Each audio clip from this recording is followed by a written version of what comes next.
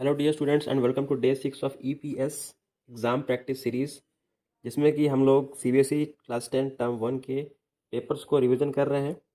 बिल्कुल क्वेश्चन मैं वैसा ही सेट कर रहा हूँ जैसा कि एग्ज़ाम में दिया जा रहा है। एकदम सैम्पल पेपर के अकॉर्डिंगली चल रहे हैं हम लोग। डे 1 और डे 2 में मैंने इंग्लिश के कुछ पेपर्स को पहले भी डील किया था, कुछ चैप्टर्स को, जैसे कि डस्ट ऑफ स्नो पोएम हो चुका है और लेटर टू गॉड उसमें हो चुका है, लेटर टू गॉड। तो ये सब चैप्टर अगर आपने नहीं किया है तो डे 1 और डे 2 का वीडियो आप उसमें देख लें, ठीक है, जो कि आपको आई वाले बटन पर जाके आपको मिल जाएगा। आज हम लोग टाइम्स ऑफ सर्जरी कर रहे हैं। टाइम्स ऑफ सर्जरी का जो जैसा भी स्टोरी का क्वेश्चन पूछा जा रहा है, जो भी आपका स्टोरी बेस्ड हो चाहे पोएम बेस्ड हो, सब में आप देख रहे हैं कि एक्सट्रैक्ट दिया जा रहा है। तो एक्सट्रैक्ट ही मैंने यहाँ पर एक बना के रखा हुआ है जो कि बिल्कुल एग्ज़ाम का लेवल का है, और हम लोग पहले इसको सॉल्व करते हैं। तो सॉल्व करने के पहले एक बार वीडियो को पॉज करके यही 2 पैराग्राफ है एक्सट्रैक्ट का, इसको 2 बार रीड कर लें, क्योंकि यही बेहतर तरीका होता है रीड करने का। एक्सट्रैक्ट जब भी क्वेश्चन दिया जाए तो 2 बार रीड कर लेने से क्या होता है कि सारे क्वेश्चंस को हम लोग सही टाइम पे कर पाते हैं सॉल्व। नहीं तो होता क्या है कि कुछ स्टूडेंट सोचते हैं कि एक एक क्वेश्चन को हम लोग पढ़े फिर उसके बाद पैसेज को पढ़े, तो इससे करके 5 क्वेश्चन है तो 5 बार आपको पढ़ना पड़ जाएगा एक्सट्रैक्ट को। इसलिए बेहतर ये है कि शुरू में ही 2 बार पढ़ के फिर क्वेश्चन पे हम लोग जाएँ। चलिए क्वेश्चन पर आते हैं। क्वेश्चन को पहले आप वीडियो पॉज करके खुद से सॉल्व करें, फिर उसके बाद एक्सप्लेनेशन को सुने ताकि आपका रिवीजन अच्छे से हो सके। पहला क्वेश्चन है, the lines I watch there progress with growing concern is spoken by. एक लाइन है, इसी एक्सट्रैक्ट का लाइन है, ये किसने कहा है, स्पोकन बाय, किसके द्वारा कहा गया है, कैरेक्टर्स के नाम दिए हुए हैं, ठीक है। तो जैसे कि अगर इस चैप्टर की बात की जाए, Triumph of surgery, Triumph of surgery में तो मेजर 3 ही कैरेक्टर्स हैं, Mrs Pomfrey, mister Harriet, tricky. Mrs Pomfrey जो कि एक रिच लेडी है और ओनर है ट्रिकी की, जो कि उनका डॉग का नाम है, और मिस्टर हेरियट एक डॉक्टर है, he is a veterinary doctor. Vet doctor भी कहीं के लिखा रहता है, वीईटी, वेटनरी मतलब जानवरों का डॉक्टर है। And mister Harriet he narrator भी है, ठीक है। तो I watch there progress with growing concern, तो ये आपको फर्स्ट लाइन है इसका, देख सकते हैं, I watch there progress with growing concern. तो नैरेटर क्या होता है, सबसे पहले ये समझिए। नैरेटर वो होता है जो स्टोरी को एक्सप्लेन कर रहा है, जो स्टोरी को बता रहा है। तो स्टोरी को अगर मैं अपनी कहानी बताऊंगा तो उसमें अगर मैं कोई कैरेक्टर हूँ तो अपने बारे में बोलूँगा कैसे, मैं वहाँ गया, यहाँ इससे मिला। तो आप फर्स्ट पर्सन का यूज़ करना पड़ता है, मैं, आई, मी ऐसे बोलना पड़ता है। तो जहाँ जहाँ पर आपको आई, मी ये सब दिखता है, समझ जाइए कि वो कोई और नहीं, वो मिस्टर हेरियट खुद कह रहे हैं, बिकॉज वो कहानी को सुनाने वाले वही है, वो नैरेटर है। तो इसलिए सिंपल सी बात है, आई वॉच देयर प्रोग्रेस में आई कौन है, तो मिस्टर हेरियट है, ठीक है। तो option number B, mister Herriot is the correct answer. Next, video pause करके पहले खुद इसको देख ले, फिर उसके बाद एक्सप्लेनेशन को सुनिए। Number 2 is Tricky was tottering along in his tweed coat, means Tricky was, पूछा जा रहा है कि एक सेंटेंस इसी एक्सट्रैक्ट का उठाया हुआ है यहाँ से, Tricky was tottering along in his little tweed coat. Tricky का ये जो सेंटेंस है इसका मतलब पूछा जा रहा है, ठीक है। तो मतलब पूछा जा रहा है तो देखते हैं पहले पैसेज में कहाँ ये दिया हुआ है। तो ये आपको फर्स्ट लाइन में दिख रहा है, first second line, Tricky was tottering along in his little tweed coat. Tweed coat, coat तो पता है आपको, ट्वीड का मतलब क्या है कि वो वुलन क्लॉथ है, ठीक है, वुलन, वुल का, ठंडे में जो हम लोग पहनते हैं वैसा कोट है। तो वो टॉटरिंग कर रहा है, तो टॉटरिंग का मतलब नहीं पता है, तो टॉटरिंग का मतलब ही पूछा जा रहा है एक तरह से कहा जाए तो। ये बस पूछने का एक तरीका है, ठीक है, सिंपली नहीं बोला कि right the meaning of tottering. यहाँ पर पूछा है कि ट्रिकी वॉज टॉटरिंग अलॉन, इसका मतलब ट्रिकी क्या कर रहा था।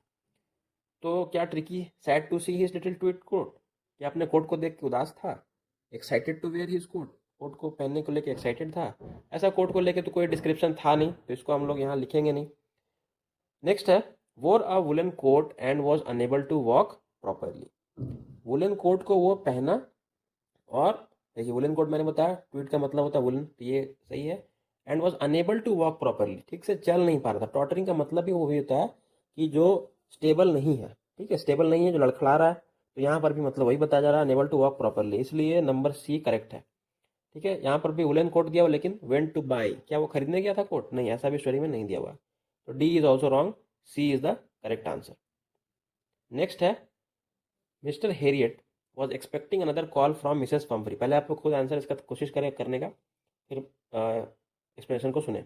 What must be the matter of calling him, मतलब क्या हुआ, mister Herriot was expecting another call, mister Harriet जो है वो उम्मीद कर रहे थे, एक्सपेक्ट कर रहे थे कि एक और कॉल आए मिसेस पंफरी के द्वारा, ठीक है। तो what must be the matter of calling him, क्या कारण से वो कॉल करेगी, ठीक है, क्या हो सकता है कारण, ये पूछा जा रहा है।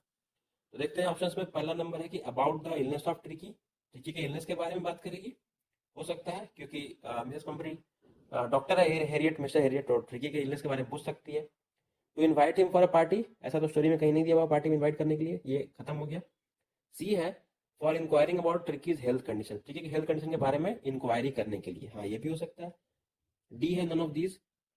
तो सबसे पहले हम लोग देखेंगे कि ए और सी जब दोनों में डाउट लग रहा है तो दोनों में से सही कौन है। सही कौन है कहने का मतलब कि यहाँ डी में तो ऐसा नहीं दिया हुआ ना कि both A and C, both A and C तो नहीं दिया हुआ, तो इसका मतलब ए या सी में से एक ही करेक्ट होगा। तो about the illness of tricky और फॉर इंक्वायरिंग, देखिए सी नंबर को देखिए, इंक्वायरी वो कब करेगी ट्रिकी के हेल्थ के कंडीशन के बारे में, इंक्वायरी करने का मतलब जब ट्रिकी मिस्टर हेरियट के पास रहेगा तब तो, अभी तो ट्रिकी मिसेस पंपरी के पास ही है, क्योंकि ये जो एक्सट्रैक्ट है ये कहानी के शुरुआती हिस्से से लिया गया है, अगर वो पिछले हिस्से से लिया रहता तब ये सी भी हो सकता था। इसलिए एक्सट्रैक्ट को देखकर आपको ये भी गेस करना होता है ये कहानी का कौन सा पार्ट है। इस हिसाब से ये सी तक तो कहानी पहुंची ही नहीं है, मतलब अभी तो वो इलनेस के बारे में पूछेगी क्योंकि मिसेस पंपरी के पास ही है ट्रिकी, इसलिए आंसर होगा ए। ठीक है। Fourth, select the suitable word from the extract to complete the meaning, ये वाला क्वेश्चन दिया गया है सैंपल में, और ये वाला क्वेश्चन इस टाइप का आ भी सकता है। देखिए कुछ नहीं है, थोड़ा सा घुमाया जा रहा है, सीबीएसई का काम ही है थोड़ा क्वेश्चन को घुमा फिरा के देना, डायरेक्टली नहीं पूछा जाता है। हालांकि समझ जाइएगा तो एग्जाम में बहुत आसानी से इसको बना सकते हैं। करना क्या है इसमें, select the suitable word from the extract, extract से जो दो पैराग्राफ दिया हुआ है टाइप ऑफ सर्जरी का एक्सट्रैक्ट का, उसमें से एक वर्ड को चुनना है, ठीक है, टू कंप्लीट द मीनिंग, यहाँ मीनिंग को कंप्लीट करना है, ये मीनिंग कहीं अधूरा है, कहाँ अधूरा है, तो इसके बाद इसका एक सेट है यहाँ पर, इसका यहाँ पर सेट खाली है, ठीक है, तो पहला सेट यहाँ पर बना हुआ, दूसरा सेट यहाँ पर हमको भरना है। कैसे भरेंगे, तो इसको भरने के लिए हमें पहले सेट से सीखना है कि पहले सेट को कैसे भरा हुआ है, उसी आधार पर हमें सेकंड सेट को भरना है। क्या है भाई पहला सेट में, पहला सेट के जो वर्ड है ना उसको चैप्टर से कोई मतलब है, ना स्टोरी का कोई एक्स्ट्रा का कोई हिस्सा है, वो बस आपको बताया जा रहा है कि आपको इसी आधार पर इसको भरना है। क्या है भाई, अवेयर, अवेयर मतलब चौकन्ना होना, ठीक है, ऑब्लिवियस मतलब उसका उल्टा होता है, मतलब जो ध्यान नहीं दे रहा है, ठीक है, तो इसका मतलब क्या हुआ, हम लोग कह नहीं सकते कि ये इसका एंटोनिम है, एंटोनिम मतलब विपरीतार्थक शब्द है, तो ये हम लोग को ये बता दिया कि अगर यहाँ पे इसका एंटोनिम दिया हुआ है तो हमें कंपोज का भी एंटोनिम को खोजना है। अब समझ में आया क्वेश्चन का मतलब, यहाँ पे ये डायरेक्ट नहीं दिया कि right the antonym of the word compose, ठीक है, इतना सिंपल वे में नहीं पूछा है, लेकिन अब समझ में तो आ रहा है करना वही काम है। तो हमेशा आपको पहले वाले सेट को देखना, हो सकता है यहाँ पर अवेयर का सिनोनिम भी दे दे, अगर पहला वर्ड का यहाँ सिनोनिम दिया हुआ रहेगा तब आपको इसका भी सिनोनिम खोजना रहेगा एक्सट्रैक्ट से, सिनोनिम मतलब इसका मीनिंग सेम रहता है, लेकिन यहाँ पे क्योंकि एंटोनिम दिया हुआ है इसलिए हम लोग एंटोनिम को खोजेंगे। ठीक है, ऑप्शंस को देखा जाए, फोर्टनाइट, टॉटरिंग, डिस्ट्रॉट, हार्नेस, ठीक है, तो इसमें होगा डिस्ट्रॉट, क्योंकि कंपोज का मतलब क्या होता है, बोलते हैं ना keep your mind always cool काम एंड कंपोज, ठीक है, ठंडा रखो, मतलब कंपोज मतलब शांत रखो, तो दिमाग को शांत रखना, और डिस्ट्रॉट का मतलब होता है चिंतित होना, ठीक है, तो शांत और चिंतित दोनों एक दूसरे के अपोजिट तो होंगे ही होंगे, इसलिए डिस्ट्रॉट हो जाएगा आंसर। अब बोलिए कि सर अगर मीनिंग नहीं समझ में आए तो क्या किया जाए, उसका भी उपाय है, बहुत अच्छा उपाय है, थोड़ा सा कॉमन सेंस आपको लगाना होगा। चलिए देखते हैं, अगर मीनिंग नहीं पता है, अगर मीनिंग नहीं पता है तो जो एक्सट्रैक्ट दिया हुआ है ना, आपको पता है कि ये चारों वर्ड तो एक्सट्रैक्ट का ही हिस्सा है, ठीक है, चारों वर्ड तो एक्सट्रैक्ट का ही हिस्सा है, तो एक्सट्रैक्ट का जब हिस्सा है तो मीनिंग भी तो हम लोग गेस कर सकते हैं सेंटेंस को पढ़ के, ठीक है। अब देखिए डिस्ट्रॉट जैसे कि एक वर्ड आपको लग रहा है कि डिस्ट्रॉट हो सकता है, तो डिस्ट्रॉट को खोजते हैं, डिस्ट्रॉट कहाँ है, तो डिस्ट्रॉट यहाँ दिख रहा है, तो सेंटेंस को पढ़ते हैं तो समझ में आ गया कि डिस्ट्रॉट का मतलब है क्या।